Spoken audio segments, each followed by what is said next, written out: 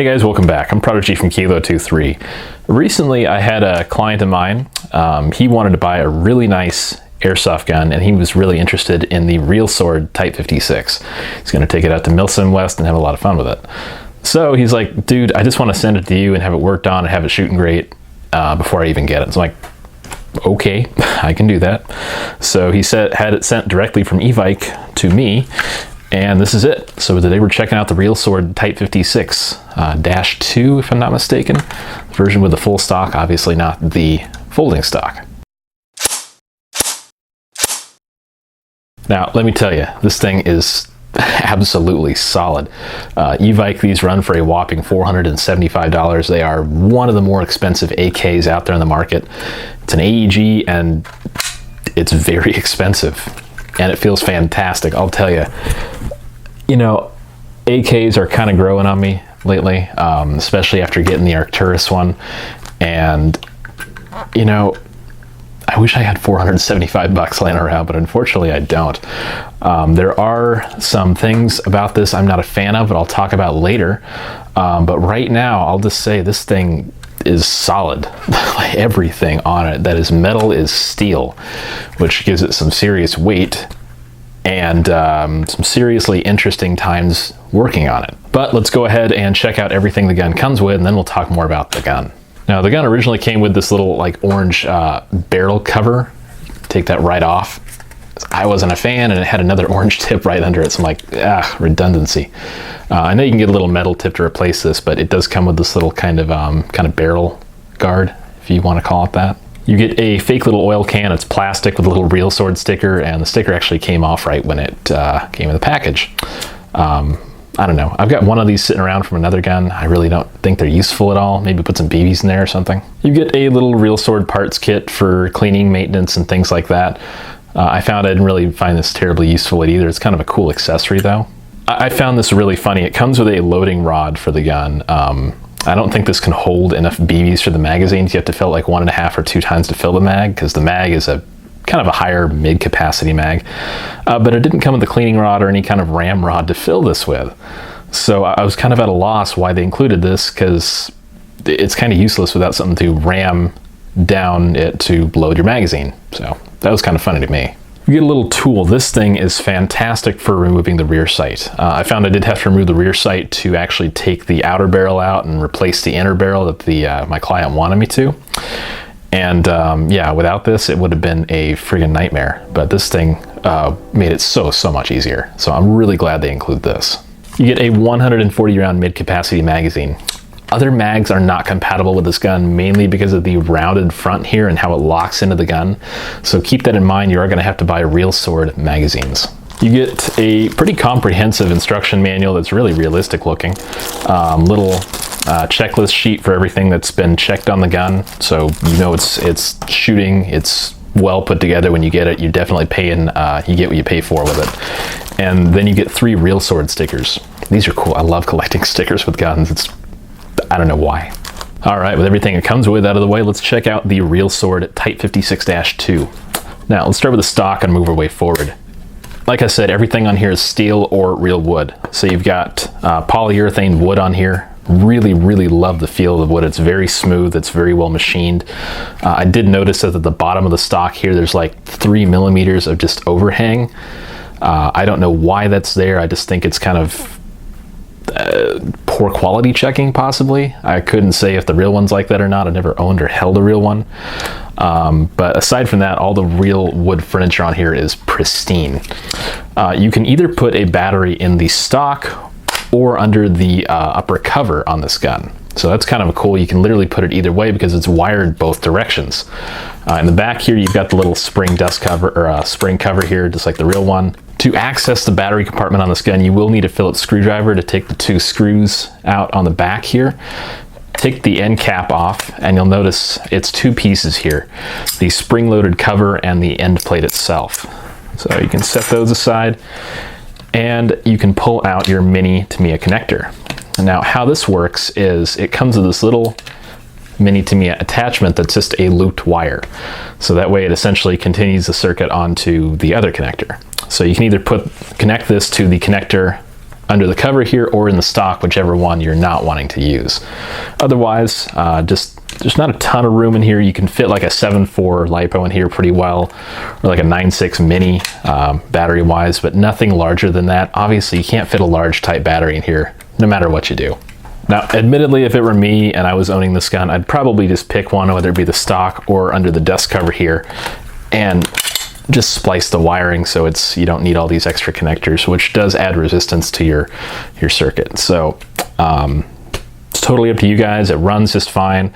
I was running this on a 7.4 and I was getting probably 12, 13 rounds a second on it, which is really not bad.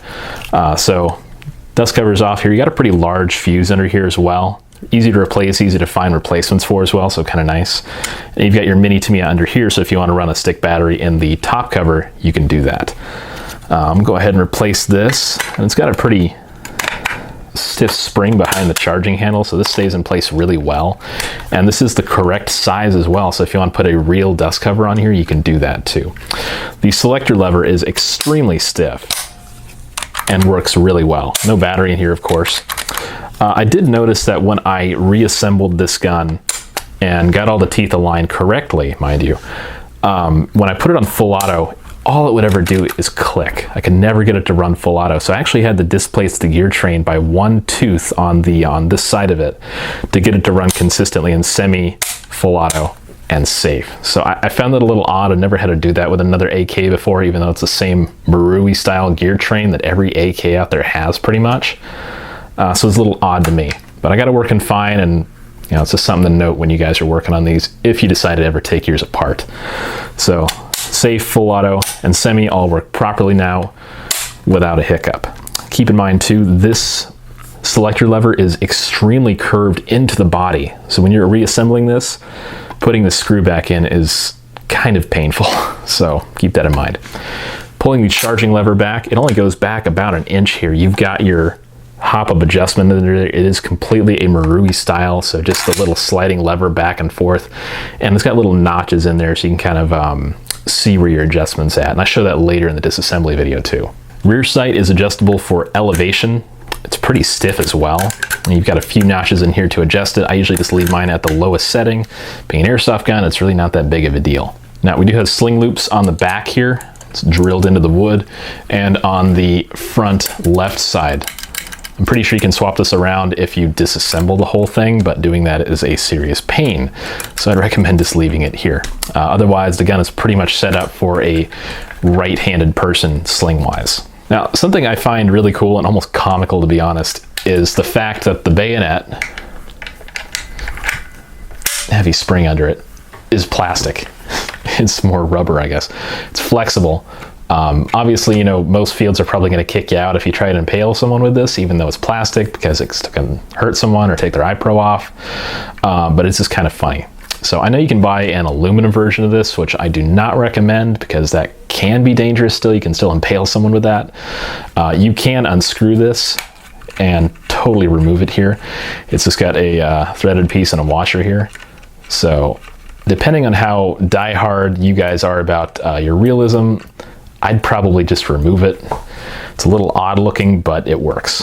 And of course, your little front sight here is adjustable for elevation. Now it is totally covered on top, just like the real Type 56 should be. Now we've covered the gun externally completely. It's a really solid gun, and before I start the internal little section here, I'm going to say that this thing was extremely difficult to take apart just because of how tight the tolerances are. You go work on like a Cyma or any other similar less expensive AK, and the tolerances are not nearly as tight, so they're very simple to work on. But this gun, I tell you, I spent several hours working on, and it was a serious pain. A lot of work. If you guys are wanting to grab one of these, keep in mind there are some internal differences between the like Marui style and this one. So you'll just have to keep that in mind as well. And it's very, very annoying to open up.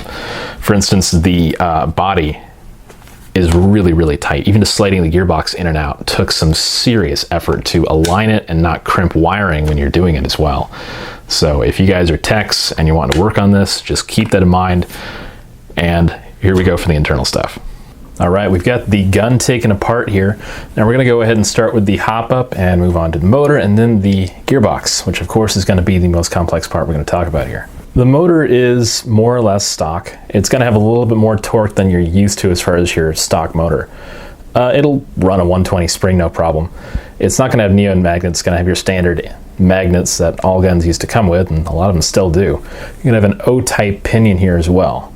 The hop-up unit, although plastic, is still really well built actually. I like how smooth this is. It stays in place, and you've also got a little marker here to see where your adjustment is for your hop-up. So if you need to reset it, disassemble it, and reset it, then you're fine. Comes with a brass barrel. I noticed the outside of it has a lot of markings. It's kind of tough to tell if there's any issue with it. The FPS is really consistent though, so I'm happy with that, although a little bit high for most fields. It is going to have a 6.08 barrel, so if you guys want, you can upgrade to a tight bore barrel for probably a little bit better accuracy. The gearbox, actually, I'm really curious to open up here. I've seen pictures, of course, but I've never gotten the chance to open one up. Some things we touched on earlier. It does have two connectors. You get your Tamiya on the top here for top wiring, and you have your one run to the stock for back wiring. And then you just use the little connector, this guy, for whichever one you're not using. So kind of neat, but having a second connector does add some resistance to it. That's why I kind of like having one connector, less resistance. Fewer issues. You can see on the outside here it's a 7mm bearing gearbox. Now generally it's a version 3 gearbox, so nothing hugely different from any other AK out there. But there are a few cosmetic differences on the outside. You get some rails here. I believe they're meant for guiding your wiring around, so nothing too crazy there. Cool idea actually. And you've got a little bit of that on the other side. So actually really neat. And you've got your massive fuse up front here. Pretty big fuse. I think this is a 20 amp fuse it comes with. They're big, so you know they're easy to find, easy to replace, but it does take up some room for sure. You'll also notice on the outside here this little pin here. That's actually the anti-reversal latch, and you can push that up to decycle your gearbox, so kind of neat. And we've got the gearbox open. We can go ahead and check out everything in here. I'm just gonna start with the obvious things here that we got sitting out. The spring, as you saw, was shooting just under 420 feet per second. So that's a lot. It's a heavy spring. A lot of fields might call you a DMR if you use this. I know the gun is advertised to shoot like I think 380 to 400, so I know my client who ordered the gun actually wants the gun dropped to sub 400 so he could use it at Milsim West, so I'll be doing that for him. It's a plastic spring guide with a metal base, and you got your little washer there. Let's go ahead and check the compression real quick, because I was getting a really good air seal out of it, and the compression is fantastic. It's perfect. Not losing any air volume whatsoever. The piston's a hair different than most pistons, it looks like. You can see the elongated section here, and it looks like it's just a bit shorter than normal almost. The piston head is ported, and it does have bearings on the inside there, so it's a nice touch. Your tappet is actually fairly flexible. That's a nice thing. Nozzle is an O-ring air seal nozzle, so you get the O-ring in there. And the cylinder head kind of sits in there a little loosely. Might want to put some Teflon tape on that for sure. And it is a Type 0 copper cylinder, so no ports on it. Anti-reversal latch here. I'm going to go ahead and take that out so we can check shimming here in a second. But it's already got a sector delayer chip in there, so that's good. The gear is just spinning them loosely here. Spin really well. So I'm going to put the gearbox back together and we can check shimming and gear height here.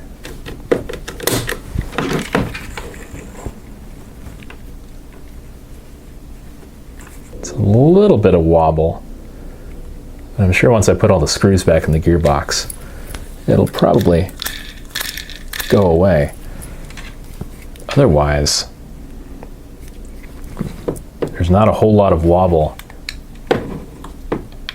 in any of the gears. It's actually pretty negligible. And the shimming as it is actually rather good. Kind of surprised. Not a lot of companies shim their guns really well, so having a well-shimmed gun is a really good thing. Means I have to do less work. Yay. As far as the gears, they've all got their little RS for real sword printed on them.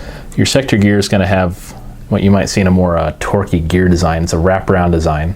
It's a little bit different. And kind of same idea with our bevel gear here. Instead of using little wings or fins that the anti-reversal latch will catch on, it just uses the same teeth that catch on the spur gear there. So kind of a neat design. You really don't see a whole lot of companies do that. I believe the Siege Tech gears do that. And I can't think of any other gears offhand that do that. So it's kind of different. You don't really see that around. All right, my final thoughts on the gun. $475 is a lot of money, but if you want one of the better built, better looking AKs out there, and to be honest, this is the only Type 56 out there that I know of, this is kind of what you got to go for. Fantastic build quality. There are some small internal differences, such as the piston and the length of travel for it.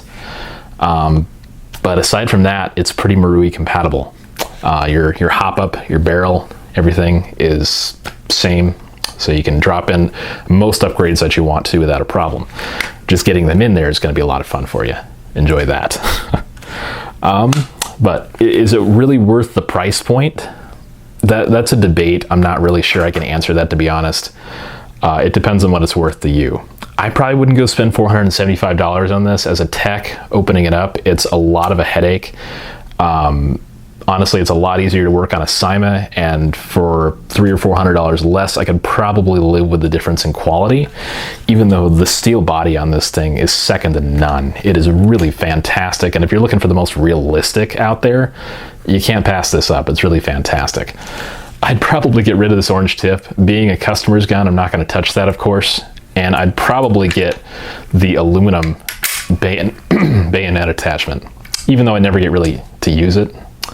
It'd just be more realism, because having a flexible rubber bayonet to me just kills me inside a little bit. Aside from that, I think it's a great gun. I'm going to give it a 7 out of 10, mainly because of how difficult it was for me to work on, how tight the tolerances are, which is both a good and a bad thing, and some of the internal differences. You may get stuck with having to run real sword pistons in this unless you modify a standard piston, which can take a little bit of work. Solid gun. Just keep those things in mind if you guys want to pick one up. Thanks for watching, guys. I'm Prodigy from Kilo 23, and I'll catch you guys next time.